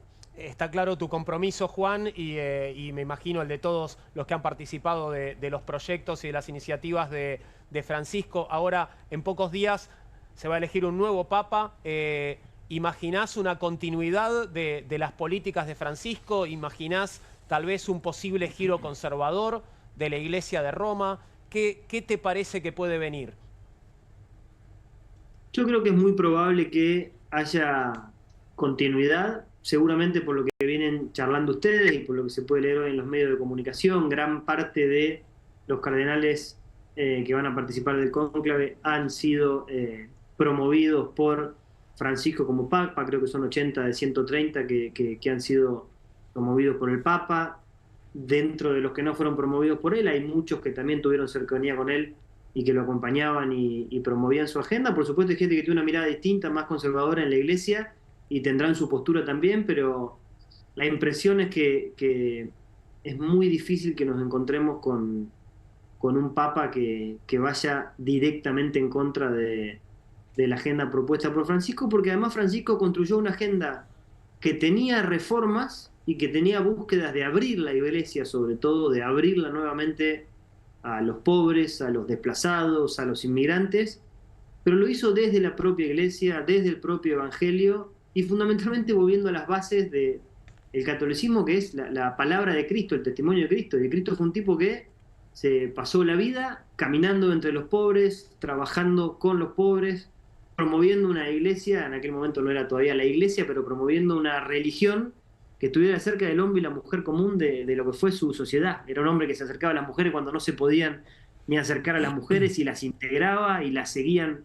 Los seguían mujeres en su camino, y fue mucho más igualitario de lo que después pasó durante muchos siglos, con lo cual hay algo de su prédica que no era alguien que vino a dar vuelta a la iglesia y traer cosas nuevas. Vino a reconectar con el origen del mensaje de Cristo, y desde ahí sí renovar la iglesia. Por eso también su nombre, ¿no? Que tiene que ver con Francisco, que fue quien también fue llamado en algún momento, por lo menos para quienes tenemos fe por Dios, para decir, che, arreglemos la iglesia porque está rota. Estamos hablando del siglo XIV. Bueno, el Papa lo retomó en el siglo XXI, y yo, como les decía, creo que además uno podría decir, y mucha gente está diciendo, se murió el último gran humanista. A mí me gusta pensar que Francisco fue el primer líder global humanista del siglo XXI. Nos toca a nosotros construir su legado para que esa búsqueda de poner a la persona humana en el centro, y no al dinero, y no a la ganancia, y no a la guerra, y no al conflicto, sino a la persona humana en el centro, y sobre todo a quienes más necesidad tienen, esté en el corazón de todo lo que hagamos. Y después cada uno podrá tener ideas un poco más de derecha, un poco más de izquierda, pero que no se ponga en duda que ponemos a la persona humana al centro y a los últimos primero. Juan, muchas gracias por estos minutos. Te mandamos un abrazo, fue un placer escucharte. Muchas gracias. Gracias a ustedes por la comunicación y por el espacio. Gracias, Juan Maquieira, conversaba con nosotros. Tenemos 30 segundos, camaradas, para que cada uno de ustedes diga lo que quiera para despedirse esta noche de Comunistas. Julián. A propósito de las discusiones, o esto que estuvimos conversando quizás hacia el final del programa, de si el próximo Papa será un continuador de Francisco o será alguien del ala opositora, simplemente para descontracturar un poco y seguir con esta cuestión. Si el continuador de Francisco es alguien que persevere en su legado, Francisco habrá sido, creo, el primer peronista en resolver la cuestión de la herencia. Lo quería decir él, lo quería decir. Raúl. Sí, yo quiero hacer referencia a una frase, una declaración del general Ibérico San Jain, que fue gobernador de la provincia de Buenos Aires durante el llamado proceso militar. Primero mataremos a los subversivos, después a sus colaboradores, después a sus simpatizantes, después a los que permanezcan indiferentes y por último a los tímidos. Bien, eso es parte de la historia argentina, y hoy se cumplen 40 años del inicio del juicio de las juntas militares. No hablamos del tema porque estuvimos ocupándonos de otros, pero vale la pena mencionarlo al menos. Fernando. Sí, perdón que me salga del tema, pero quería aprovechar esto que estuve pensando en el programa, de mandar la solidaridad con Roberto Navarro, que fue agredido, claro que sí. Director del Destape. sobre todo poner la alerta, aparte de obviamente repudiar la agresión. Cobarde, por otro lado. Cobarde, obviamente, de que siempre estamos midiendo de que estas derechas o los fanáticos de estas derechas cuánto pasan del discurso en las redes, que ponele que no nos preocupa, aunque nos preocupa, a la acción. Entonces quiero poner esto en el primer plano y primero denunciarlo y además mandar la solidaridad. Agustín. Quiero hacer la conexión con lo que decía Raúl. 40 años atrás fuimos la vida y le hicimos juicio a la muerte. Argentina se constituyó en el primer país de la historia de la humanidad en sentar en tribunales ordinarios a sus genocidas, a sus represores. Argentina fue el primer país que procuró iniciar una democracia que abrace a los derechos humanos, pero que abrace sobre todas las cosas al imperio de la ley, al imperio de su ley contra los más poderosos de ese momento. Y hay un hilo espiritual entre el que se acaba de ir, que pone y que ha puesto durante toda su vida primero a los últimos, y entre ese Estado que acordamos construir, en donde quienes fueron los últimos, muchos de ellos nunca más volvimos a ver, 30.000 argentinos no volvimos a ver, hoy, más que nunca, pudimos reivindicarlos, revalorizarlos y sobre todo construir ese sentido universal de democracia y de defensa irrestricta de nuestra soberanía y de nuestros derechos humanos. Así Camaradas, que mi amor hacia ellos. Perdón, gracias por haber compartido la mesa esta noche. Ya estamos despidiéndonos porque llega QR a la pantalla de Bravo TV después de esta pausa.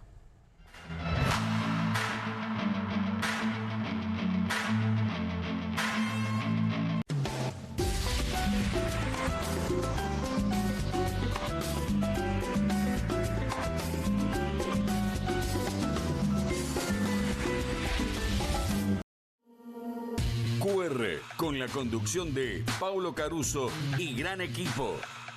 La síntesis del día para un público que valora el periodismo crítico. QR, de lunes a viernes a las 22 por Bravo TV. ¿El dolor de garganta arruinó tu día? Confía en Strepsils para darlo vuelta. Su doble efecto actúa de manera local, aliviando el dolor y la inflamación en tan solo 2 minutos. Y con un efecto duradero de hasta por 4 horas. Decile chau al dolor de garganta con Strepsils. Llegaron las nuevas galletitas Kofler. Rellenas con el sabor único de Bonobón y el más delicioso chocolate Kofler. Tentate con lo último en galletitas. 1, 2. Bueno, dale, arranca. ¡Pará! ¡Mike! ¿Van a hacer el video con el inodoro con manchas de sarro? Pero si siempre uso lavandina. Eso no lo remueve. ¿Por qué no probás limpiando con Harpic? Que llega a los rincones más difíciles eliminando por completo el sarro y desinfectando. ¡Vamos! Para cualquier desafío que te dé el inodoro, nada mejor que Harpic. Qué bien me caen los que viven como si nadie los estuviese mirando. La que no se queda en el fueguito. ¿Ves como si nadie te estuviese mirando? Confía en tu frescura. Topline. Seguí la línea de tu frescura. Las casas usan diferentes perfumes. Eligen oler a café en la mañana, a veces a ropa recién lavada y otras a madera. Pero cuando quieren oler a limpio, eligen Prosenex. Sentí el perfume de la limpieza. Prosenex. Limpieza que se siente. Nueva Saladix extra picante. Posta, picarán más que las otras.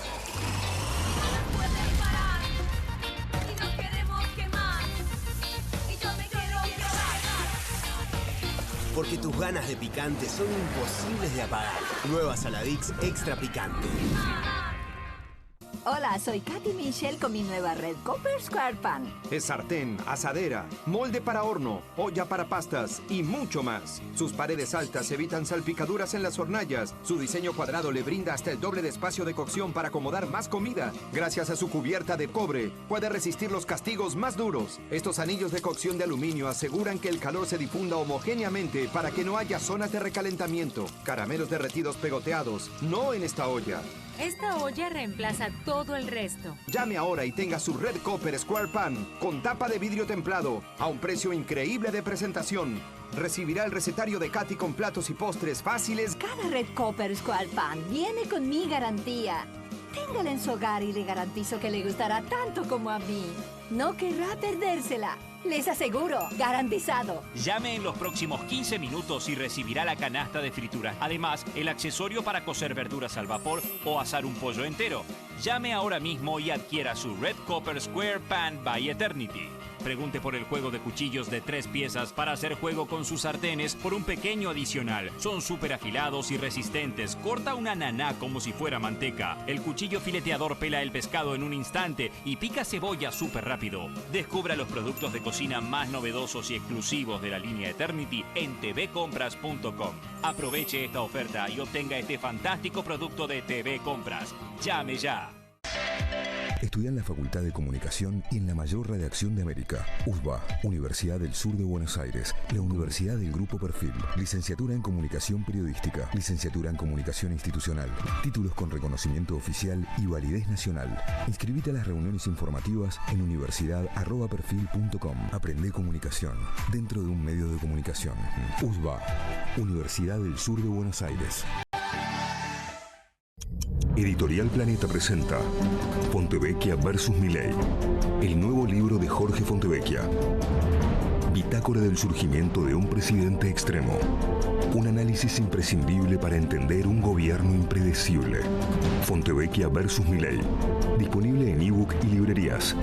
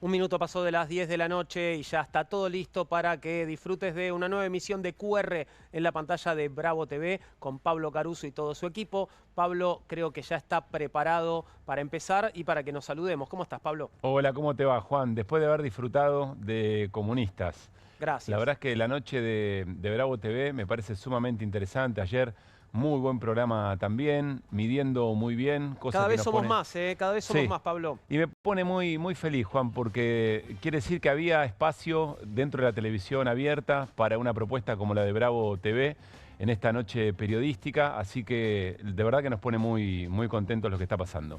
Claro que sí. Esto que está pasando, sé que hay otras cosas, bueno, aludía Fernando sobre el final del programa, que no son para ponerse contentos, sino todo lo contrario, que son muy alarmantes, y creo que me ibas a hablar de eso, ¿no? Sí, porque de alguna manera estamos muy tomados por toda la agenda global que implica el fallecimiento del Papa Francisco, pero vamos recuperando un poco las agendas, ¿no? Y hay algo, ¿sabes?, que creo que está hasta vinculado. Si uno piensa que el Papa Francisco tenía un mensaje, no de anular las diferencias, pero sí de tratar de generar espacios, como la Iglesia Católica lo suele hacer, espacios de comunión, espacios donde se encuentren distintas posiciones. Y me parece que en el último tiempo ese mensaje en la Argentina viene siendo cascoteado por un sector de la política que apuesta a la violencia como una manera de acumular, como una manera de hacer política, si vos querés. Y hay un episodio en las últimas horas, ustedes lo mencionaban, sobre el final, que tiene que ver con el ataque cobarde al colega Roberto Navarro. Así es. Y nosotros, entrado el programa, vamos a tratar de reconstruir las situaciones previas que deberían habernos alertado, como tantas otras cosas ocurrieron y nos deberíamos haber dado cuenta que esos niveles de violencia para la disputa política terminaban mal. Pero bueno, en principio nuestra solidaridad. Claro que sí. Pero la verdad es que eso empieza a hacer que ese tipo de agresiones sean posibles y vengan acompañadas además por la palabra presidencial, me parece realmente muy, pero muy preocupante, Juan. Perdón, o sea, entiendo la palabra presidencial de alguna manera avivando el fuego que termina en situaciones como esta, pero ¿se refirió el presidente al ataque a Navarro? No. Mirá, Sí. el presidente tuvo una caracterización del periodismo y del odio que la sociedad debería tenerle al periodismo. En las últimas horas, tenés razón. Claro que En sí. medio de todo eso aparece alguien, iba a decir portavoz paraoficial, si querés. Sí. No somos de hacer periodismo de periodistas en QR, pero hay situaciones que me parece que amerita ponerle nombre propio, lo vamos a hacer en la jornada de hoy, que directamente lo mencionan al colega, mencionan a Roberto Navarro, y yo creo que todo eso tiene que volver a hacernos, invitarnos al ejercicio de unir los puntos. ¿Te acuerdas los juegos de cuando éramos chicos? Sí, sí. En las revistas que nos llevamos para los viajes largos. Armabas la figura. Exactamente. Siguiendo los puntos, y creo que sí, es absolutamente necesario para que esto no siga más allá, ¿no? Porque efectivamente en algún momento nos perdimos el hilo de la figura que termina, por ejemplo, en esta agresión a Roberto Navarro. Así es. Que es inaceptable, ¿no? Digo, esto me parece que nos relajamos en un sentido y permitimos que la barrera de lo aceptable se desplace cada vez más. Pero totalmente de acuerdo. Y no es Roberto Navarro, es el nombre propio del momento, pero tiene que ver con otras cosas. Mirá, uno de los lemas de nuestro canal, si atacan a los periodistas o al periodismo, Perfil se pone bravo. Tiene un poco que ver, tiene que ver con eso, pero no corporativamente, teniendo en cuenta que lo que se está atacando también es la pluralidad de voces. Sí, claro. Bueno, ahí y la discusión por la verdad, ¿no? Que sí, es lo que está en juego también. Pero yo te diría, además de la verdad, que yo creo que la hay, para